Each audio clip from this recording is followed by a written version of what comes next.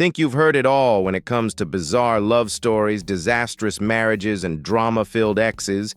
Wait until you meet a guy who could only love you if you cosplayed as Queen Elsa, a senior IT engineer who single-handedly destroyed his career out of a toxic obsession with sabotaging a female coworker, and a groom who ran away from his own wedding only to show up drunk on his ex's doorstep.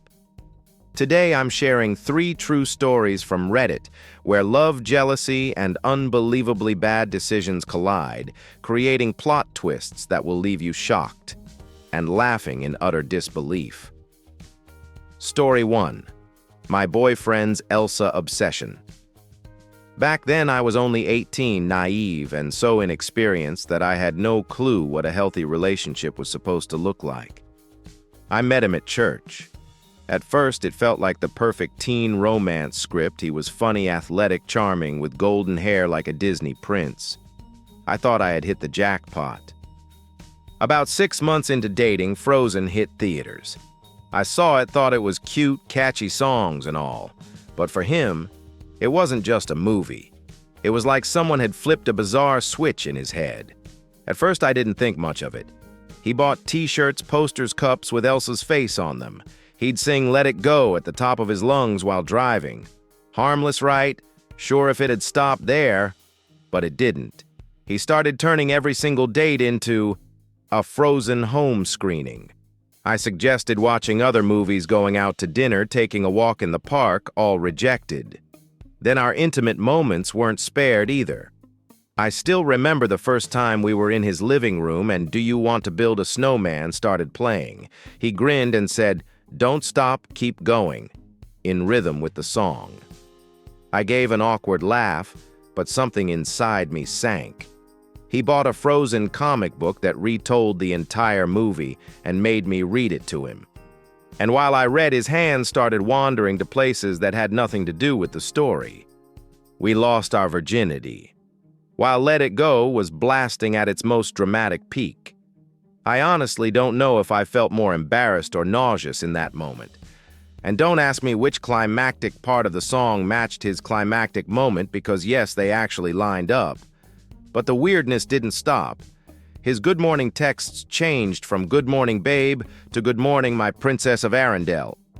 Handwritten letters were filled with movie quotes. Slowly, I realized he wanted me to become Elsa. The problem, I'm a brunette. He begged me to dye my hair blonde and braid it just like hers. One summer, I went a shade lighter and he got angry because it wasn't platinum enough. He demanded I learn to do Elsa's purple eyeshadow, made me apply it in front of him, then took photos to check later. He even sent me a clothing list I had to follow whenever I came to his apartment: ice blue low-cut tops, white shorts, sparkly silver jewelry. He wanted me to buy a full Elsa costume from a Halloween store for $50 just to wear for a few minutes before it was pushed up to my waist. When I said no, he gave me the silent treatment for 2 days. The final straw. One night after watching Frozen for what must have been the 100th time, he straight up said, "I love Elsa more than I love you."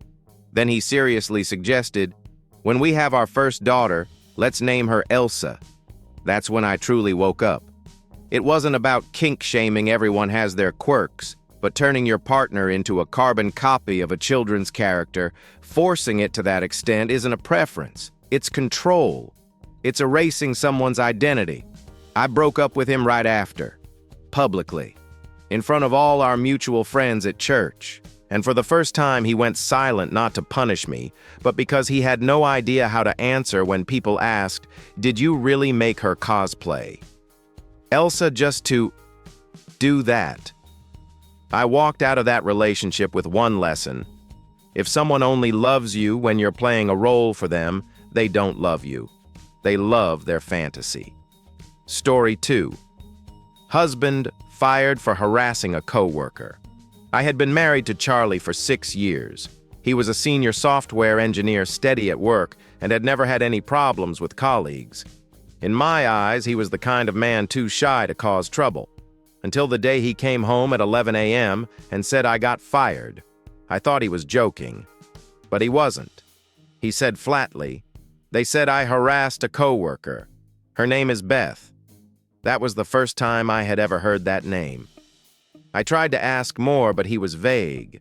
Something about her car, and then went silent. He wouldn't explain further, wouldn't hire a lawyer. He even said everything's legal, as if that could erase whatever had happened. All weekend, he shut himself in the bedroom gaming from morning to night. I work from home, and watching that scene filled my head with questions. If it was truly a misunderstanding, why stay silent? If he was innocent, why not explain it to his wife? By Monday morning, I pressed the issue. I told him, if you don't want to talk, you can email me as long as I know what's going on. This affects me too. He looked at me for a moment and said, the papers are in the car. Go get them. We walked to the parking lot together. He opened the door, handed me a file, and then drove off. Disappeared for 2 hours. I was nearly frantic, afraid he might do something drastic. Eventually, my mother-in-law texted Charlie's here. He'll stay for a few days. I opened the file and my world tilted. Inside was the company's investigation summary signed by Charlie. For 3 months, they had quietly monitored him. Charlie had been sending Beth a series of anonymous emails belittling her competence, claiming she was only hired because she was a woman, telling her she should quit before being fired and that everyone in the company hates you. He even created fake accounts on the product platform Beth managed, spamming negative reviews to damage her professional reputation. He sent anonymous emails to her boss, accusing her of sleeping with another senior employee. And that vague something about her car, he had placed a gun catalog on Beth's windshield with a registration form inside, bearing his own name and address. God, how can an IT guy be that stupid? The report also stated that Beth had been harassed on Twitter during the same period. One of the accounts had logged in from Charlie's company computer. My hands were shaking as I read. I had no idea what could make a man who in the 10 years I'd known him had never spoken ill of women suddenly turn into someone obsessive, toxic, and threatening. Maybe he was jealous because Beth was dating someone else. Maybe she had rejected him. But no reason could ever justify threatening and sabotaging a woman's career. In that moment, I wasn't just thinking about myself. I thought of Beth, the woman who had been harassed for 3 months by a man I had once trusted completely. I reached out to her. I apologized on my husband's behalf and told her I was willing to cooperate if she wanted to press charges. Her only reply was one word, thanks. And I knew then that my marriage was over. Because if one day the person lying next to you in bed can become the person who plants fear in someone else, then you are no longer safe. And marriage, at least for me, has to be safe. Story 3. My ex ran away before his wedding. My ex and I had broken up 5 years ago. That chapter was closed, and I had found the most wonderful man of my life, my current fiancé, the one I truly believe is my soulmate. My own wedding was coming up. But no, this isn't a story about me running away from it. This is about my ex running away from his wedding. It all started on an ordinary Saturday night. Around 10 p.m., the doorbell rang. My fiancé answered it, and standing there in front of him was my ex-boyfriend in a wrinkled suit reeking of alcohol. He started crying. Not the quiet, emotional kind, but the full-on, messy, snot and tears kind babbling. I can't believe a guy like him pointing at my fiancé actually exists. I can't believe you chose him. Why was he here? That night was his bachelor party being held in my city. And for some reason he thought showing up at his ex-girlfriend's house right before his wedding was a good idea. We let him in because honestly he didn't seem dangerous, just pitiful. But then he started spilling everything, how he was still hurt over our breakup, how we could have gotten back together, how he regretted treating me badly. Halfway through his drunken confession, he threw up in my bathroom. We gave him coffee waffles to help sober him up and called him an Uber back to his hotel. Before he left, he grabbed my hand, looked me straight in the eye, and said, "If things had been different, maybe today you'd be my bride." I pulled my hand away and pretended not to hear. The next morning, I wondered, should I tell the bride? In the end, I chose to contact his sister, who also happens to be an old friend, to let her know he had shown up at my place drunk the night before, and that she should check if he was okay. A few days later, his sister texted me. He didn't show up to the wedding. No one knows where he is. The wedding had fallen apart. Suddenly, the question of, should I tell the bride, became meaningless. 10 days later, I learned the rest.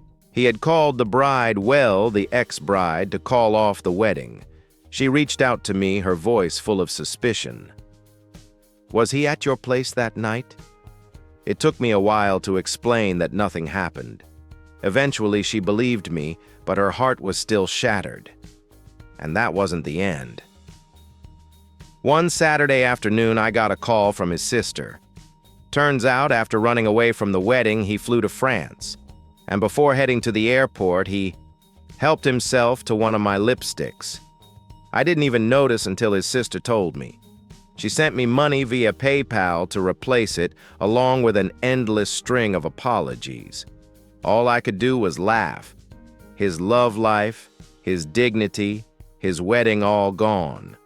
But at least, I got a new lipstick, and it was pricier than the old one. If there's a lesson in this, it's this: never let your ex into your home right before their wedding. And if they do show up, remember to check your makeup bag after they leave. So there you have it, from Elsa dresses to boneheaded anonymous emails to a one-way ticket to France, leaving a bride in tears. If these aren't textbook examples of red flags, I honestly don't know what is. What do you think? If your partner wanted you to turn yourself into a cartoon character, would you play along or run for the hills? And if you were the bride at a wedding that got canceled at the last minute, how would you handle it? Drop your thoughts in the comments. I'd love to hear your take. And if you enjoy messy, drama-filled stories like these, don't forget to hit like, subscribe, and turn on notifications so you won't miss the next true Reddit stories here on Reddit Echoes.